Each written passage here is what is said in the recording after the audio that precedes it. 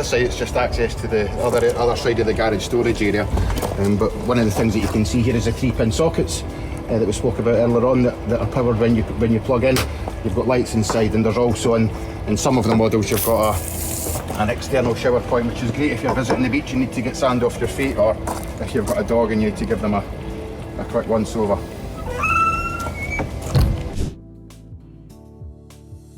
Perfect. Every van's got a large garage storage area. Really useful for carrying the inventory that we provide with the van, but also provide you with tons of storage space for everything that you're going to take on holiday with you. You'll see in here the very basic inventory that we've got. The electric cables obviously plugged in and outside. It's normally kept in there.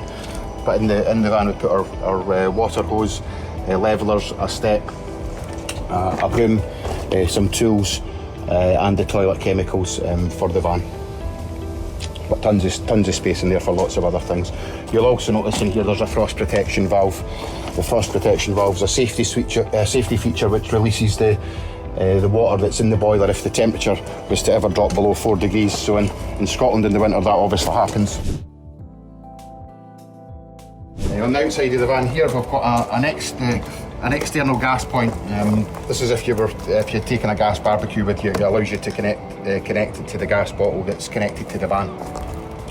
This is the gas exhaust, so this is where the fumes from the heat and the hot water system escape the van when it's programmed in to use gas. Because there's exhaust fumes here, to avoid recirculation of the exhaust fumes getting back into the van, there's a safety switch on this window. So basically what happens is if this window's opened when the heating's on, gas or electric, it cuts everything off just as a safety feature.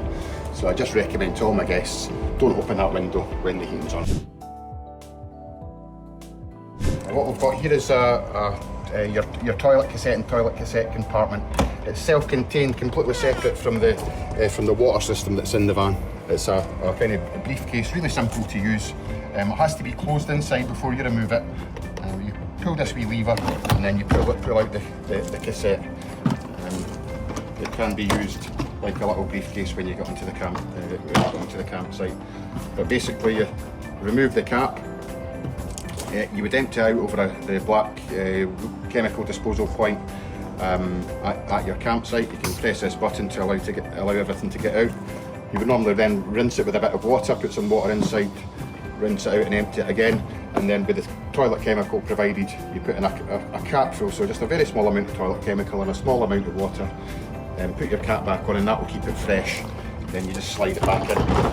When I put the vehicles out, with a completely empty toilet cassette, so there's no debate about what's in there, and when you bring the vehicle back, I just expect it to come back completely empty and sanitised as well. So just finish off showing you this side. There's a couple of key things in here, more from a health and safety perspective, but we put a fire extinguisher in every van. Again, we hope that they are never needed to be used. Also in the glove box we put a first aid kit for our guests, and some fuses and bulbs just to make sure if there's anything that does go wrong on the road that you're as well prepared as possible. A good thing to show you while I'm here is every vehicle has a like-for-like policy for fuel. And so all that we do is we ask you to return the vehicle with the same amount of diesel. AdBlue is something that we take care of. So every time the vehicle goes out, we'll have a full tank of AdBlue. Our guests do not need to replace that, and that's included in the cost of the hire.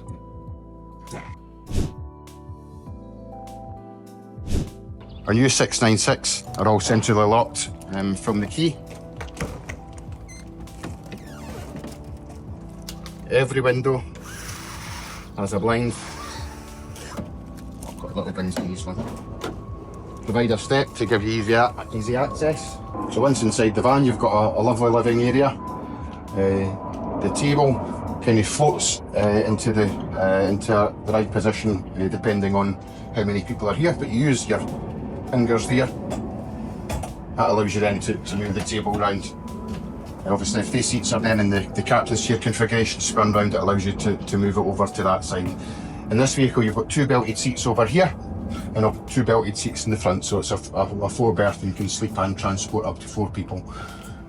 If you notice over here, you've got your 12-volt USBs. These USBs work all the time off the 12-volt systems in the van, so you don't need to worry about being plugged in to charge your mobile. And again, looking here, every window has fly screens. Every window has a blind. You've got great storage space inside the vehicles. You've got some storage space above the top. Great thing about these vans is the sunroof. It lets a lot of light in, so it does make the van feel bigger and airier than it technically is. So, as well as having a fully fitted kitchen, we provide the equipment that you require to use it when you're away. So in here we put all your plates, bowls, glasses, cups, mugs, etc. And then down here we put in cutlery and utensils, knives and some pots and pans. And you'll also get a gas kettle. Come into the kitchen area of the van. They're really well appointed. They've all got 3 burner gas hobs. We opened up the gas earlier, so the gas will be coming through. And there you can see it. It's just like cooking on gas in the house. If you have been cooking for a while or this is really hot, you have to let this cool down first before you put the hob top down. It's made of safety glass and it can smash into a million pieces. It's always good practice to open the windows when you're cooking and to let some air into the van. That can be easily done there, and the windows will just stay open themselves. Before you drive off, you have to ensure that all your windows and roof lights are closed, so always pull the window in and make sure it's fully closed. As well as the 3 burner gas hob, you've got an oven and a grill. And again, turn left at ignite to see and you see your oven will work. And then the opposite way, turning right, push in and ignite. And you'll see the grill.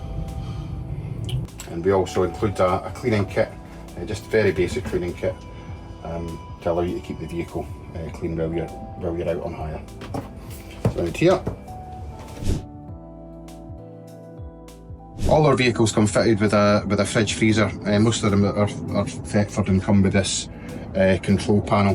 They're intelligent kind of automatic fridges that use the best power source depending on what's available to the van. So basically you turn on the van by pressing and holding this button here.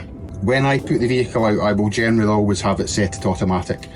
The reason for that is when it's on automatic, it automatically selects the best power source that's available. So in this case, you can see it's been set to automatic. It's automatically chose gas because we've got our gas bottle open, and it's on 4 out of 5 for temperature. That's a good temperature. It's not too cold that it freezes the fridge. And as I say, in terms of the way that it's set up, automatically recognising that the gas bottle's open. When you're stationary, the fridge will either want mains electric or gas. So it is very important that when you stop for any period of time, if you're going for a walk, you need to go and open up your gas bottle or plug into electric. When the vehicle is driving, it will move on to the leisure battery, but the leisure battery is only a temporary power source when you're driving. It will maintain the chill in the fridge, in the freezer, but it won't bring it down to temperature. So as I say, it's key that whenever you stop for any period of time, that you open up your gas bottle or plug into electric. You can see inside, you've got great space, and as I say, all the fridge freezers have their own dedicated freezer compartments. Just going to go back to the fridge. I've just plugged the vehicle in outside into the mains electric. The reason that I've done that was just to basically show how the automatic system works with this fridge, and it chooses either mains electric or gas while the vehicle is stationary. It will prioritise electric first. So now that I check this, you can see automatic. It's now recognised that we're plugged into to electric, and it's still 4 out of 5. If I was to disconnect my electric cable, it would automatically recognise that the gas bottle was open and move over to gas. Sometimes the fridge may have difficulties moving between power source.